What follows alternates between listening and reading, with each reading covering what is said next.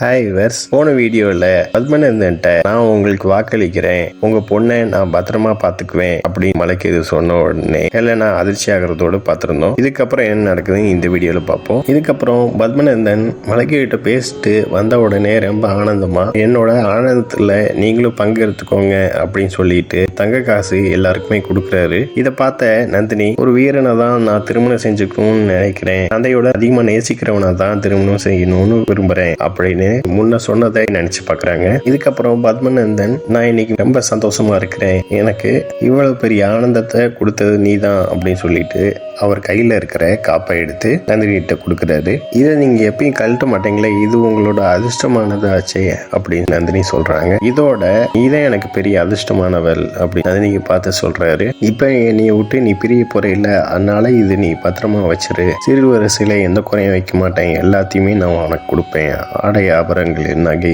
எல்லாமே கொடுப்பேன், என்னோட ஞாபகம் வந்துச்சுன்னா இந்த காப்பை பார்த்துக்கோ அப்படின்னு சொல்லிட்டு காப்போட சேர்த்து மலைக்கேதுங்கிற ஒரு ஆப்பையும் கொடுக்குறாரு. ஆனா அவங்க ரெண்டு பேரும் பேசிட்டு இருக்கிற இடத்துலயே சந்திரனும் இருக்காரு. அடுத்த காட்சியில சந்திரன் துணியால முகத்தை மூடிட்டு அந்த இடத்த விட்டு போறாரு. அதை பார்த்து சந்தேகப்பட்ட கிரேக்க படை வீரர்கள் அவரை பின்தொடர்ந்து போறாங்க. அடுத்த காட்சியில சந்திரன் ஒரு இடத்துல போய் நின்னோடனே பக்கத்துல இருக்கிற மரத்துல இருந்து சாணக்கியர் மார்வேஷத்துல இறங்கி வர்றாரு. சந்திரன் சாணக்கியர், நம்ம திட்டப்படி கிரேக்க படை வீரர்களா இருக்கிற பாரத நாட்டு வீரர்கள் தாய்நாட்டு பற்ற தூண்டி விட்டுருக்கேன் அப்படின்னு சொல்றாரு. இதை கேட்ட சாணக்கியர், யார் யாரெல்லாம் வந்திருக்கா அப்படி கேட்கிறாரு. பர்வதக்க அரசர் பட்டாபிஷேகத்துக்கு பல நாட்டு ராஜா வந்திருக்காங்க, அதுல மகத பேரரசர் பத்மநந்தனும் வந்திருக்காரு, அவர் குடும்பத்தோட வந்திருக்காரு அப்படின்னு சொல்றாரு. இதை கேட்ட சாணக்கியர், அவனை கொல்ல உனக்கு வாய்ப்பு கிடைக்கலையா அப்படின்னு கேட்ட உடனே, இங்க மற்ற ராஜாவும் அயல்நாட்டுக்காரங்களும் வந்திருக்காங்க, இந்த நேரத்துல நான் இதை செஞ்சேன்னா என்னோட எண்ணமும் திட்டமும் கிரேக்க யுத்திய பழகிறதும் எல்லாமே வீணாகிரும் அப்படின்னு சொல்றாரு. சாணக்கியரும் சந்திரனும் பேசிட்டு இருக்கிறத கிரேக்க படை வீரர்கள் பாத்துறாங்க.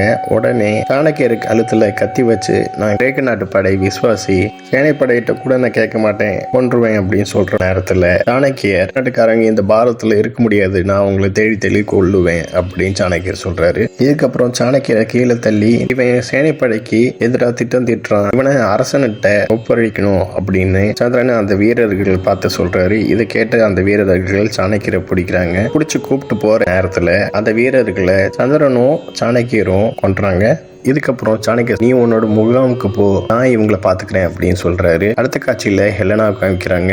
அவங்க பத்மநந்தன்ட்ட மலைக்கேது பேசினதையும் மலைக்கேது ஹெலனாட்ட பேசினதையும் நினைச்சு பார்த்துட்டு கோவப்பட்டு கத்துறாங்க. ஆனா அந்த நேரத்துல மலைக்கேது பத்மநந்தனோட மகத நாடும் அவளோட மகளும் இனிமேலு நம்மளோட கைவசத்துல இருக்குது, இதுக்கான அர்த்தம் இனிமேலு இந்த முழு பாரதமும் என்னோட கையில தான் இருக்கு அப்படின்னு சொல்லிட்டு ரொம்ப சந்தோஷமா சிரிச்சிட்டு இருக்க நேரத்துல அந்த இடத்துல ஹெலனா வராங்க. இதோட இந்த எபிசோட் முடியுது. நெக்ஸ்ட் எபிசோட்ல பார்ப்போம். இந்த சேனலை சப்ஸ்கிரைப் பண்ணுங்க அண்ட் பெல் பட்டனையும் பிரஸ் பண்ணுங்க, லைக் பண்ணுங்க, ஷேர் பண்ணுங்க. தேங்க்யூ.